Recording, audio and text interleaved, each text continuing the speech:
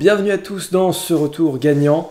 Aujourd'hui on parle du film Mauvaises Herbes réalisé par Kairon. Il s'agit donc d'un film français que M6 aime... Mais ça passe quand même, ça va. Que Canal+ aime aussi, donc finalement ça va. Kairon qui nous avait déjà réalisé Nous trois ou rien. Et donc je vais vous parler un petit peu plus en détail dans cette critique aujourd'hui finalement. Je dois vous dire que j'hésitais entre ça et Overlord. Bon, c'est un retour gagnant, donc finalement, je pense qu'Overlord est peut-être très bon lui aussi, j'ai eu des bons retours. Donc, il n'y a pas de regret, il n'y a pas... Non, je pense que là, la place de cinéma est sympa. Mais ce qu'il faut savoir quand même, déjà pour commencer, c'est Kairon, c'est quand même un cinéma qui sera particulier, quoi qu'il arrive. Nous trois ou rien, c'était déjà... C'est bon, c'est pas du mauvais cinéma, hein, je suis pas là pour le tacler. C'est juste quelqu'un qui... Pour moi, Kairon, c'est un mec qui est vraiment inventif, qui est génial, qui est super cool. On voit que c'est un mec... Franchement, qui a l'air cool, sympa, qui a de la ressource, il a l'air cultivé. Voilà, en plus c'est un humoriste, c'est un gars qui a de l'histoire, qui a du passé. Il y a seulement une bonne recette pour faire de ce gars un bon réalisateur, un bon narrateur. C'est un mec qui sait raconter des histoires. Et ça, je vais pas dire le contraire, mais c'est toujours fait de façon si particulière, de façon pas attendue. Je dirais, Nous trois ou rien, pour moi, c'était un peu ça. C'était assez inattendu, et pas... Je saurais pas comment vous le qualifier en fait, mais c'est du cinéma. Et c'est en ça peut-être que son cinéma est très bon, c'est que c'est pas le même cinéma que d'autres. Et sur la scène française, voir des comédies françaises qui sont un petit peu différentes, qui sortent de l'ordinaire, je vous cache pas que ça fait plaisir, ça fait beaucoup de bien. Mais en cela, est-ce qu'elles sont forcément bonnes et vachement cool ? Ah, c'est compliqué, je sais pas si j'arrive à vous en dire du mal ou du bien en même temps, enfin je sais pas, mais c'est particulier, quoi. C'est un cinéma qui remplit à la lettre son objectif. C'est un cinéma qui est fait pour bouleverser, pour plaire, pour se rapprocher de son spectateur. Ça, tout à fait, d'accord, alors là, si le travail à faire c'est ça, on m'a complètement eu, mais est-ce que c'est du grand cinéma ? J'ai l'impression que Kairon, c'est pas encore ça, c'est pas encore du grand art. Mais peut-être que ça viendra un jour finalement. Mais sinon le gars quand même il réussit à te signer André Dussolier et encore mieux Catherine Deneuve, c'est quand même je pense pas facile à avoir dans son casting. Et ils arrivent quand même à nous faire croire au film, à nous faire croire au projet. Donc casting très bon, histoire, alors l'histoire de Mauvaises Herbes, c'est l'histoire de ce mec qui s'appelle Wael donc, et qui vit de magouilles et de petites combines avec une vieille dame jouée par Catherine Deneuve. Et un jour, ils essayent donc d'escroquer, d'arnaquer, oui c'est de l'arnaque, on va appeler ça de l'arnaque, un vieil ami de Catherine Deneuve.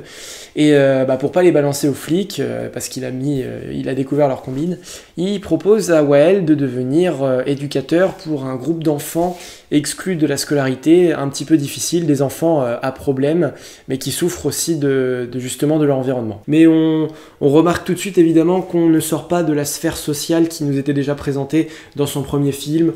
C'est encore donc un film qui va nous parler des quartiers, qui va nous parler de la classe populaire en quelque sorte, de comment essayer de la faire le vivre ensemble populaire, c'est ça qu'on va approcher dans ce film.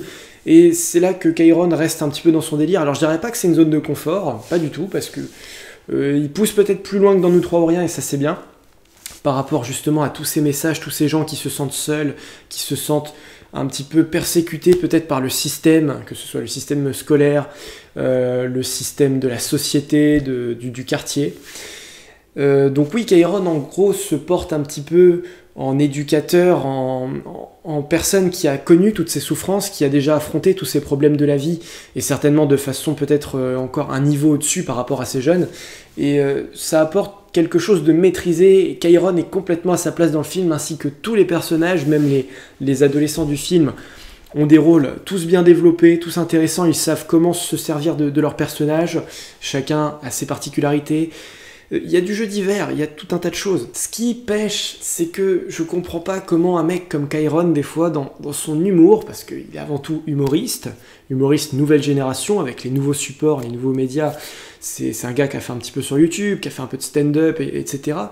Comment ce gars arrive des fois à se lourder, mais complètement, je suis désolé, mais alors là, il n'y a pas d'autre mot, sur certaines scènes. T'as des passages qui sont vraiment forts, qui marquent le métrage. Je veux dire que par là, il y a certaines scènes qui arrivent, et là, vous vous rendez compte de la tournure que prend le scénario, du moment clé, du fait que voilà, le film se devait d'être raconté, prend tout son sens. Il y a un moment du film où toute l'histoire prend vraiment du sens. Et heureusement qu'il y a ça, oui, parce que bon, c'est des petites scènes, mais à côté, t'as des scènes qui fonctionnent pas du tout. L'exemple de la scène où André Dussolier donc, leur demande de venir pour s'occuper de ces jeunes dans cette espèce d'établissement qui n'est pas vraiment une école, mais ils s'en servent comme d'une école, enfin c'est un peu compliqué. Enfin là, il leur demande de venir, et tu sais pas pourquoi. Les personnages deviennent clichés tout d'un coup. Catherine Deneuve et Kairon et Wael deviennent tout d'un coup des caricatures comme ça, dans cette scène, à ce moment précis. Alors que c'était vraiment des personnages plutôt dramatiques, qui étaient vraiment dans le social, dans l'entente, dans le regard de la société. D'un coup, il t'en fait deux clowns qui arrivent comme ça. C'est-à-dire Catherine Deneuve qui se ramène habillée comme une pouffe de prostituée, et t'as l'impression que Kairon, il va dealer du crack en bas avec sa casquette et son espèce de survêt violet. Enfin, c'est...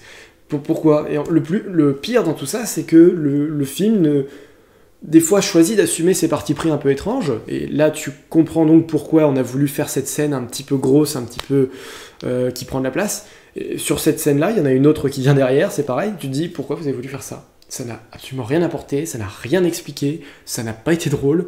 Le zéro total, quoi, mais total. Et t'as la même chose avec le concours pour gagner le voyage à la fin du film, qui ne sert en plus à rien, mais juste à raconter des événements, mais qui sont vraiment au second plan, et quand t'arrives à la fin du film, tu sais que toutes les intrigues sont bouclées, donc t'as pas besoin de rajouter cette intrigue du voyage, qui est, mais à l'arrière-plan, mais complètement, et...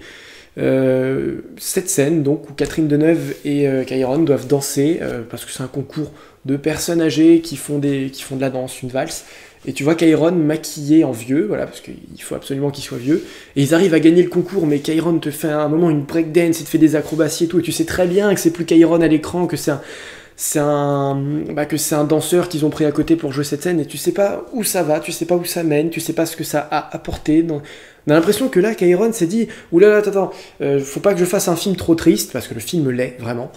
Et du coup, il s'est dit, putain, faut que je fasse de l'humour bordélique et bien beauf, histoire de pas perdre mon spectateur. Mec, tu n'avais tellement pas besoin, mais vraiment pas. J'ai franchement l'impression que c'est ça, parce que tu vois que ces scènes-là, tu peux les couper, les enlever, le film reste aussi bon, reste aussi enrichissant à suivre. C'est juste ces scènes vraiment qui forment une tache sur le scénario, ça fait un énorme pâté et tu te... Pas toi, Kairon, non. Je pense que tu comprends et que tu sais toi-même que là, ces scènes-là, c'est pas toi, c'est pas ce qui te ressemble. Et finalement, les meilleures scènes du film, parce que c'est un film entremêlé de sentiments, de retour dans le passé, de flashbacks et de scènes, bah les meilleures scènes, oui, ce sont celles où tu vois l'enfance de Wael dans un pays oriental. Alors est-ce que c'est encore l'Iran ? Je sais pas, parce que dans Nous trois Oriens, c'était l'histoire de son père en Iran. Mais en tout cas, voilà, un pays qui est ravagé par les problèmes de guerre, de famine, de religion. Et tu comprends d'où vient finalement Wael, et tu comprends toute la bonté que ce mec a en lui, tout le vécu qui lui permet de savoir comment gérer une situation pour faire grandir des enfants, pour essayer de leur montrer comment leurs souffrances doivent devenir une sorte de force, ou leurs souffrances doivent absolument être dénoncées pour qu'ils puissent vivre ensuite, pas dans le passé justement, mais avancer. Enfin, toute cette force, ça vient donc de la vie de Wael, enfant des rues, qui donc se fait passer pour un aveugle, vole des portefeuilles parce qu'il n'a nulle part où aller, vit dehors dans des poubelles, dans des bas quartiers, risque sa vie, menace d'être tué par des espèces de criminels qui agissent au nom de je ne sais quoi, enfin d'autres criminels, pas des mecs qui volent des portefeuilles comme lui, mais vraiment des mecs qui n'hésitent pas à aller jusqu'à tuer. Vraiment, le début du film, le premier plan, la première séquence est vraiment... ouais... Tu comprends le délire, tu vois ce que Kairon a envie de te raconter, et tu dis, il y a un petit moins de 10 ans qui vient se glisser parfois, quoi. Donc, et c'est un peu bizarre, justement, que dans ce cinéma français, on retrouve encore, même chez Kairon, de la bouffonnerie. C'est ça qui est assez étrange et que je pige pas. Heureusement qu'il n'y en a pas autant que dans les autres films. Mais c'est là que tu te dis qu'il a quand même réussi à en piocher un peu pour en foutre dans son film, et ça, c'est quand même étrange. en plus d'être mauvais. C'est ça qui fait qu'on peut pas donner le 10 sur 10 absolu à Chiron. Et alors, dans Nous trois ou rien, c'était encore un autre délire, mais quand il prenait par exemple Alexandre Astier pour jouer le chat, qui te faisait des plans un peu à la Kaamelott, et qu'à la fin, même le dernier acte dans Nous trois ou rien qui se passait en France était carrément moins intéressant que ce qui se passait en Iran. C'est un mec qui a tellement de ressources, qui sait faire, qui a envie de faire. Et moi, j'ai envie de le suivre. Franchement, je vais lui laisser sa chance, alors que Nous trois ou rien, j'étais pas super convaincu.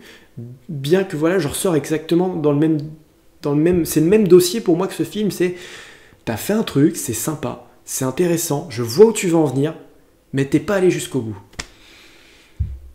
Et pourtant, là où tu voulais, ce que tu voulais faire, c'était génial et personne ne le fait. En tout cas, dans cette espèce de flou, ce qu'on peut retenir quand même, c'est que c'est un cinéma français quand même différent, qu'il faut encourager, qui a vraiment son importance, sensibilise son spectateur par rapport justement à des histoires que le spectateur a sans doute vécues à différentes échelles. Hein.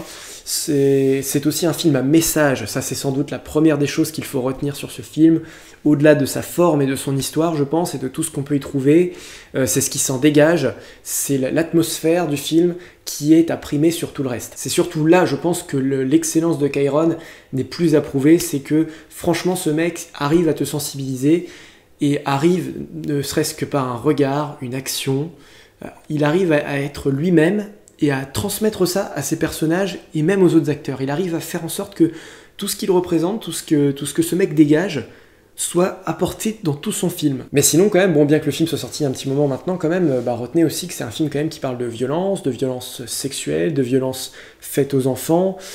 À côté de ça, t'as tous les problèmes de guerre, de religion, de crimes complètement. Donc c'est pas forcément le genre de film feel good, hein, pas tellement. Même si au final, tu vois toujours que c'est l'envie d'aider, c'est le fait d'être prêt à tout et de se sacrifier pour aider les autres qui va l'emporter. Parce que c'est ce que fait Chiron, il est prêt à tout absolument pour éviter la souffrance de ces jeunes, il est prêt à leur apporter une aide précieuse, mais une oreille vraiment attentive, des actions qui fassent la différence comparé à tout ce que les autres personnes peuvent faire pour ces jeunes. C'est vraiment lui qui est la solution. Et ça c'est bien, mais par contre le film reste vraiment... moi je déconseillerais au moins de 10 ans, hein. Ouais, franchement là c'est pas le bon délire, hein. Même si l'affiche est plutôt... elle est pas trompeuse, mais elle retire tout ce côté dramatique du film. Faut pas oublier que quand même, c'est un film qui traite de problèmes vachement sérieux, qui sensibilise à fond son spectateur, et qui vraiment n'hésite pas à mettre des images parfois un peu choquantes, pour lui faire comprendre. On va s'arrêter là donc pour ce film de Chiron. Et un peu mitigé quand même, un peu mitigé parce que j'avais envie que le film soit super bien, et en fait le film est juste bien. Je m'attendais à ce que le film soit pas raté, et il ne l'est pas, mais il aurait quand même pu être plus soigné parfois. C'est encore trop brouillon Chiron, quoi. C'est un peu trop brouillon, et pourtant le mec... Je sais pas si, peut-être qu'il est dans la retenue, je sais pas, peut-être que le gars, il va mollo, il est peut-être plus modeste qu'on ne le croit, peut-être un petit peu plus timide, je sais pas, peut-être que ça va se déclencher, c'est que son deuxième film, hein, on va pas être trop tacle, mais j'ai tellement envie de croire en ce mec, je sais pas, c'est un gars qui inspire quelque chose, moi je trouve qu'il est vachement... t'as envie de l'écouter parler, t'as envie de le voir faire des choses, plus que d'autres acteurs, je sais pas comment vous l'expliquer. Et j'aimerais que ça fonctionne beaucoup plus pour lui. J'aimerais vraiment ça. Donc c'est pour ça que ce sera un retour gagnant assez léger finalement. Assez léger. Qui vaut le coup d'œil. C'est un travail de soi, c'est un travail intérieur qui est super bien réalisé, mais sur un support de film qui aurait pu être largement plus réussi. Voilà, c'est tout pour cette critique. Donc on se retrouve pour d'autres films. Là ça va être décembre, donc ça va pleuvoir, hein, bien sûr, avec Casse-Noisette, avec Mary Poppins, avec Astérix, avec tout un tas d'autres films, bien sûr, qui vont arriver, entre autres. Voilà, vidéo de Bienvenue à bord qui arrive, comme je vous l'ai dit, dans les prochains jours, notre vidéo de Bienvenue à bord à Walt Disney World, et puis ce sera déjà pas mal, voilà, pour cette fin d'année, et puis bien sûr, tout doucement aussi, les classements qui arriveront en tout début janvier. Classement des 7 plays et des 7 merveilles, les 7 plus mauvais films, et les 7 meilleurs, voilà, tout ça c'est à venir pour le mois prochain, pour tout ce qui est critique de fin d'année, voilà. Voilà, c'est tout, donc je vous dis à la prochaine, bye bye, et je vous conseille d'aller voir Mauvaise Herbe. Salut à tous.